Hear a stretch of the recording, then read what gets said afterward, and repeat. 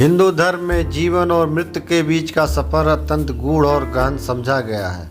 यह यात्रा कर्म, भाग्य और आत्मा के विकास पर आधारित है। जन्म से मृत्यु तक मनुष्य को अनेक प्रकार की यातनाओं और संघर्षों का सामना करना पड़ता है। आइए इस विषय को विस्तार से समझते हैं। पहला, गर्भ के अंदर की यातना। मनुष्य की पहली यात्रा गर्भ के अंदर शुरू होती है। हिंदू धर्म के ग्रंथ अनुसार गर्भ में पल रहा शिशु संकुचित और अंधेरे में 9 महीने तक पड़ा रहता है। गरुड़ पुराण और भागवत पुराण के अनुसार उल्लेख है कि उन दौरान जीव को पिछले जन्मों के पाप कर्मों की स्मृति होती है। शिशु का मन बार बार भगवान से प्रार्थना करता है कि उसे इस प्रकार की कष्ट से मुक्ति मिले। दूसरा, जन्म के समय की पीड़ा। जन्म की प्रक्रिया स्वयं में एक कठिनाई है। शिशु को गर्भ से बाहर आने के दौरान अत्यंत दर्द और संघर्ष से गुजरना पड़ता है। इस समय माँ और शिशु दोनों शारीरिक और मानसिक पीड़ा से गुजर रहे होते हैं। यह जीवन की पहली शारीरिक यातना होती है। बचपन की पीड़ा। जन्म के बाद का समय नाजुक और निर्भरता से भरा होता है। बच्चा किसी दूसरे पर पूरी तरह आश्रित होता है। भूख, प्यास और बीमारी की सीमाएं उनकी यातनाओं का हिस्सा बनती हैं। वह अपनी बात दूसरों तक नहीं पहुंचा पाता, जिससे वह अक्सर रोता है और व्याकुल होता है। शिक्षा, पालन पोषण की यातनाएं। बचपन के बाद शिक्षा और अनुशासन का समय आता है। इस दौरान बच्चे को समाज की उम्मीदों और अनुशासन से गुजरना पड़ता है। पढ़ाई, परीक्षा, प्रतिस्पर्धा और दूसरों से तुलना में मानसिक दबाव उत्पन्न होता है। युवा अवस्था की यातनाएं। युवा अवस्था में मनुष्य को शारीरिक, मानसिक और भावात्मक कठिनाइयों का सामना करना पड़ता है। शारीरिक परिवर्तन। शरीर में होने वाले हार्मोनल बदलाव उन्हें भ्रमित करते हैं। प्रेम और भावनाएं। प्यार में असफलता या रिश्तों की समस्याएं यातना का कारण बनती हैं। कैरियर और प्रतिस्पर्धा। जीवन में एक अस्थायी जगह बनाने की कोशिश में संघर्ष और असफलता का अक्सर निराशा और मानसिक तनाव का कारण बनती है। गृहस्थ जीवन की यातनाएं। गृहस्थ जीवन को संतुलित करना आसान नहीं होता। परिवार का पालन पोषण।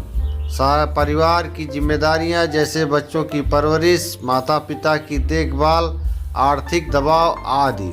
सामाजिक अपेक्षाएं। समाज और रिश्तेदारों की उम्मीदें अक्सर तनाव पैदा करती हैं। विवाह के संघर्ष।